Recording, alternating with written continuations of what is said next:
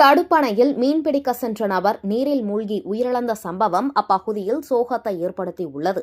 திருப்பத்தூர் மாவட்டம் ஆம்பூர் அடுத்த கென்னடிக்குப்பம் பகுதியில் உள்ள காட்டாறு தடுப்பணையில் இன்று ஆலங்குப்பம் தோப்பூர் பகுதியைச் சேர்ந்த இளங்கோவன் என்பவர் மீன்பிடிக்க சென்றபோது தடுப்பணையில் வலை போட இறங்கியுள்ளார். அப்பொழுது இளங்கோவன் நீரில் மூழ்கியுள்ளார். உடனடியாக இதனை கண்ட அவருடன் சென்ற நபர்கள் நீரில் மூழ்கிய இளங்கோவனை மீட்டு இருசக்கர வாகனத்திலேயே ஆம்பூர் அரசு மருத்துவமனைக்கு கொண்டு சென்றனர்.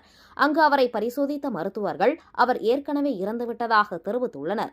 இதுகுறித்து தகவல் அறிந்து சம்பவ இடத்திற்கு வந்த ஆம்பூர் கிராமிய காவல்துறையினர் இளங்கோவன் உடலை பிரேத பரிசோதனைக்கு அனுப்பி வைத்தனர். மேலும் இச்சம்பவம் குறித்து வழக்கு பதிவு செய்து விசாரணை மேற்கொண்டு வருகின்றனர். தடுப்பணையில் மீன்பிடிக்க சென்றவர் நீரில் மூழ்கி உயிரிழந்த சம்பவம் பெரும் சோகத்தை ஏற்படுத்தியுள்ளது.